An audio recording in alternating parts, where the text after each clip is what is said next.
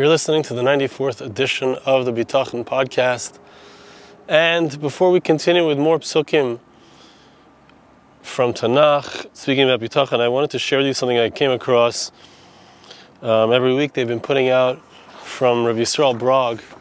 It's called Sichos Yisrael. It's a beautiful weekly thought, usually related to Bitachon on the Parsha. And he brings in here, and he explains the length. I'm not going to read what he says so much, but he brings a piece from the Ramchal. And the Ramchal's piece is very powerful. It's not a long piece, it's a very mekutzar piece. It might be slightly longer than the usual amount of time we take. But let's learn it together. It's amazing, really something amazing. Lishuascha Kivui. It speaks about the idea of hoping for Yeshua, hoping for Hashem's salvation, which is another word for Bitachon. Reishis Habriya b'tikva. When Hashem created all of creation, there was a tikva, there was a hope. The word tikva is very interesting. We're going to see what it means. Tikva, yesh tikva, right? There is a hope. Shekol hatachtainim mitzapim l'shivas elyonim al yidei tefila ishir. Very interesting. All of the lower realms turn towards the upper realms with hope. How do they do that? Through prayer and through song. Ksiv Breishis Barlikim, Ein Reishis Ela Tikva. In the beginning, Hashem created. The word Reishis always means Tikva. It always means hope. What does that mean exactly? Ein Tzimtzum Asi Ki Eim Letzapos Sheyichnes B'Kav Ein Seif Baruch Hu. Here he brings a Kabbalistic concept, which is that the world was created, as it were, a place, a space was made where Hashem, as it were, removed his presence.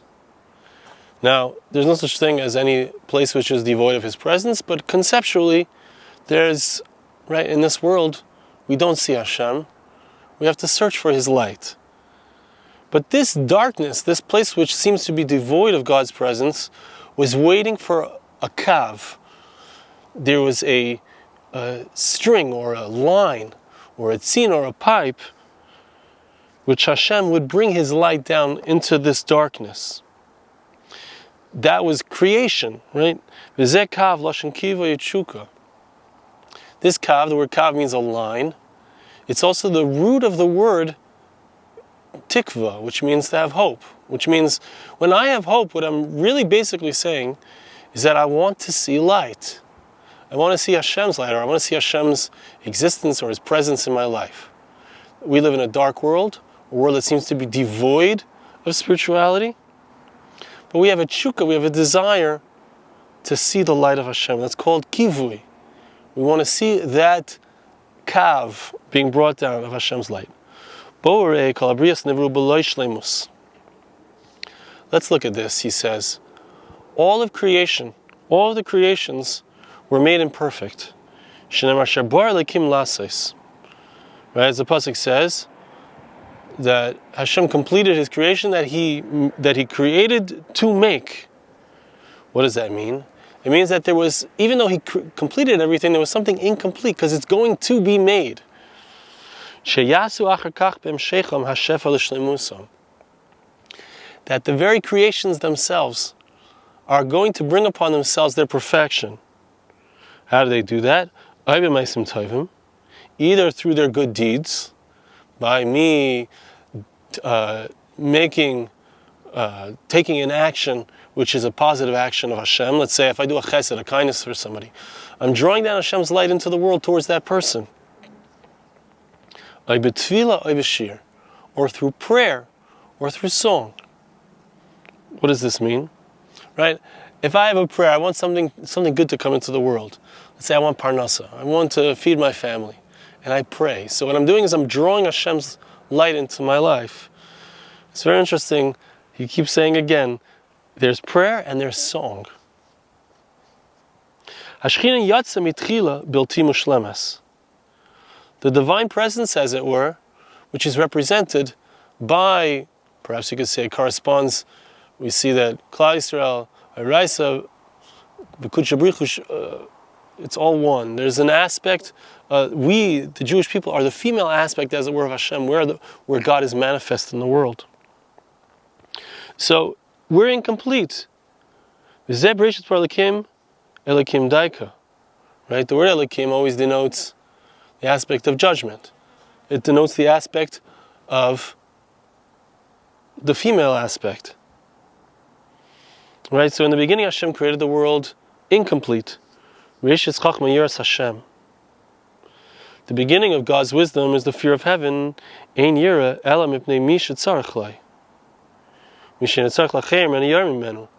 Right? What is the idea of Yira? Yira is related, fear of heaven is related to the concept of Elikim, of din, of judgment. Right? Where, says the Ramchal, do we have a concept of judgment? We have a concept, of fear, which is related to judgment. We fear those who we need them, right? A child fears a parent. And when we say fear here, we don't mean their child is per se afraid that they're going to get punished. It means that they have a certain awe of the parent. They have a certain respect for the parent. And that respect comes from a sense of needing the parent, from a sense of, I have nowhere else to turn but to my parent. And in the same way, someone who doesn't need somebody else, they don't fear that person. They don't have respect for that person. Right?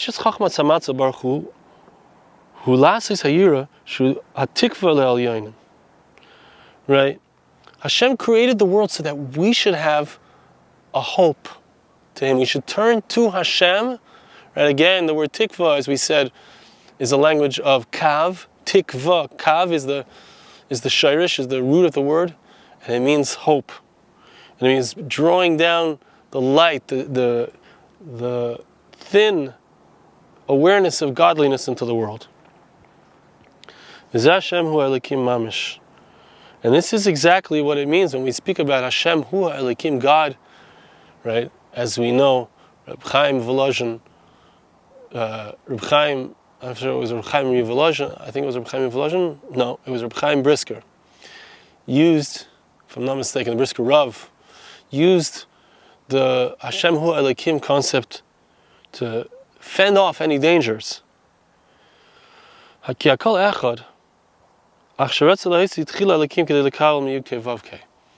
first Hashem creates the aspect of din, of judgment, of the female aspect, which is a receiver, which is who we are, which is mankind is, which is what the Jewish people are, because that's going to receive from the male aspect, which is God's open, manifest revelation. But there's the concept of din is where you don't see God. Hadasham, and here's where it comes into play. Hadasham amdu al petach hakarka, lo yotzu ad sheispar aleim adam harishon. All of the plants were waiting to come out. They didn't sprout. They were waiting for Adam Harishon to come, and he would pray and bring them out. Meaning, the green, all of the greenery, all of the plant life, all of the things that we see in the world, all this beauty, that's a manifestation of HaKadosh Baruch Hu. It's a manifestation of God. Of the plants are that which is going to feed the human being, the trees, the fruits in the garden. But nothing could come until Adam Harishon came onto the scene. The first man came onto the scene, and he prayed that it should rain, that the fruits should grow.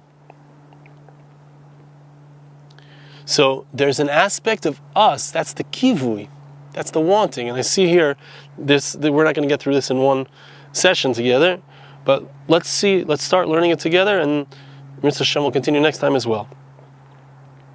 For example, you also find that the moon receives its light from the sun. Right? The sun shines upon the moon. Emes me'eretz titzmach, v'tzedek mishamayim nishkaf.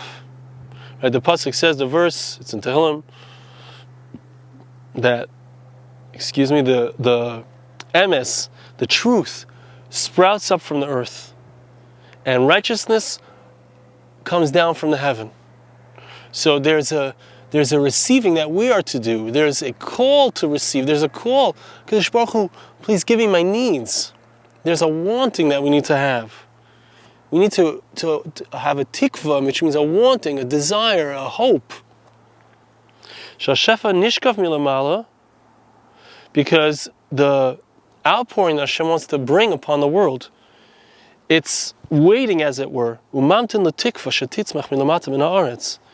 It's waiting for us, just like the plants sprout up from the earth, right? So we need to ask it has to come from us, that we desire something. Hashem, we want the rain. We want it to rain so that everything will grow, we'll be able to have our needs. Hashem, we need to ask for our needs from Hashem, that Hashem should send the shefa, the influx down into the world. So, tikvas emes shu bitachon shel emes sheboitchim b'hashgacha. Right? It says emes me'eretz titzmach. The truth needs to spread up from the earth. It means that we, human beings here on this earth, need to have bitachon. Bitachon is truth. Bitachon is that I know everything comes from Hashem. Everything comes from God. So when we trust in Hashem's hashgacha, that means we're aligning with the truth. Kol sha'ar b'tchonos, b'shtadlus, and b'tchonos shel sheker. Anytime I trust in my efforts, I know a certain thing works. And I know this is going to work because I did it. It's worked in the past. That's called the bitachon shel sheker. The reason it works is because HaKadosh Baruch Hu makes it work. It's not because that thing works. Bitachon Hashem hu bitachon emes. Trusting in a hishtadlus, trusting in my efforts, it's not real. It doesn't truly get me what I need. It's only trusting in Hashem that gets me what I really need. Shene'emar v'yadata ki ani Hashem asher lo yevoishu kivui. Pasuk says, you will know that I am Hashem, and those who trust in me, those who are mekaveh, they hope to me, they are begging Hashem. They are begging Hashem to provide them with their needs. They won't be embarrassed. Lo yish'el v'chazov. God is not a man. He's not a liar. If he doesn't answer you right away, even though you trusted in him, just wait. Just wait. And he says, sometimes a person does not get what they ask for in this world, but they will get it in the next world. And he says, we're not going to see this, I think, right away, but he says something amazing about this idea, which we'll get to. Hold on to this thought, but there's something that, even if we spent our whole lives having bitachon, our whole lives, chas v'shalom, we didn't get what we wanted, or we didn't get what we thought we needed. But there's still something that waits for us in Olam Haba, in the world to come. There's still a result of our bitachon which is held for us, and we will get. Ultimately, we get it. Tikvas aniyim toivad la'ad zei efshar. The hope. It's impossible that the hope of the poor, the hope of those who perhaps feel themselves to be inadequate in their avodas Hashem, in their service of God, it's impossible that their hope will be unfulfilled. V'zeh lishuatzcha kivisi Hashem. L'zeh Hashem, Yud Kei Vav Kei, Shu Reishis Hakol, Tzarech Sheti Atikva V'lo Shum Kinui. When I have trust in Hashem, I'm not trusting in any outer manifestation of Hashem.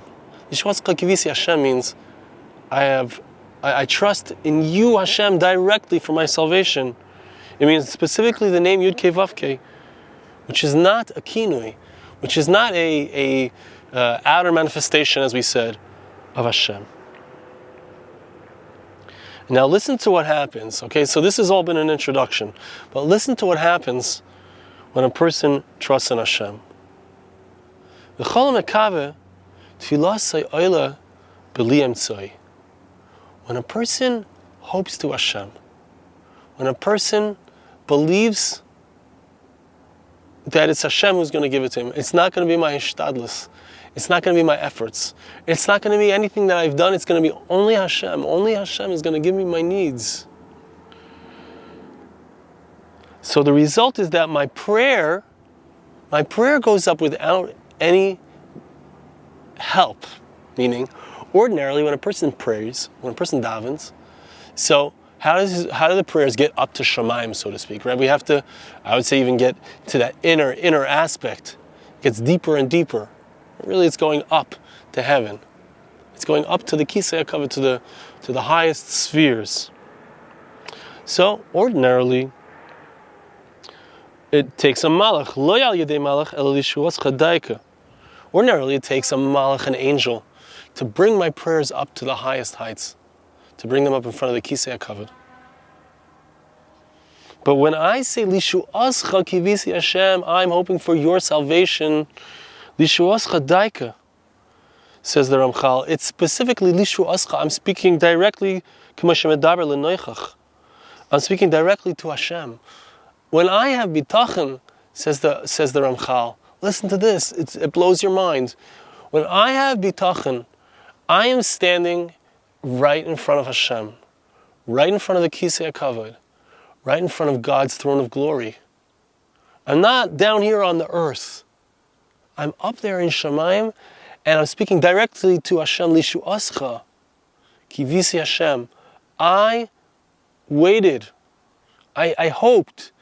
I was positive. I was absolute in my belief that you, Hashem, are going to give me my salvation. I'm speaking directly to Hashem because I'm standing right in front of the Kisei HaKavod. Lo yal yedei shliach. My tefillah is not going up there through a shliach. I am in front. It's not through an angel. It's not through a messenger. Because that's what bitachon is, said the Ramchal. Bitachon means that it's a straight line. It's a straight line. I am transported, like with a transporter beam, in front of the Kisei HaKavod. It's a different tefillah. It's like, what's bitachon? What's tefillah? But you see, your bitachon is like, wow, where am I? I'm in front of HaKadosh Baruch Hu. I'm standing in front of the Kisei HaKavod. I'm in front of God's throne of glory. I'm inside of the Kodesh HaKadoshim, the Holy of Holies. Because that line, I break through, it breaks straight through. I break through straight in front of Hashem. He says, Ad Hashem, Oila Ad Hashem Mamish. Literally in front of Hashem. Okay, so that's the beginning of this idea. And we'll, Mirz Hashem, elaborate on this as well.